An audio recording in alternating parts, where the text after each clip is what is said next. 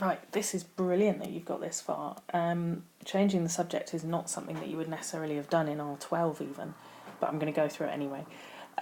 So it's the same as solving an equation. If you think about solving an equation, you have to do the same thing to both sides. And this follows exactly the same rules. So when it says make u the subject, what it's trying to get you to do is make it so that u is on its own. So if we're going to make u the subject and make u on its own, we need to get rid of this. And the only way to get rid of this, because it's plus 10t, is to subtract 10t from both sides. So v equals u plus 10t. I'm going to minus 10t from that side, and I'm going to minus 10t from that side. It's exactly the same as an equation. So v minus 10t equals u. Boom! I've made u the subject. Now for this question you had the right idea, but you didn't calculate the area of this front bit correctly. Okay, so we need to calculate the area of that L and then multiply by 12.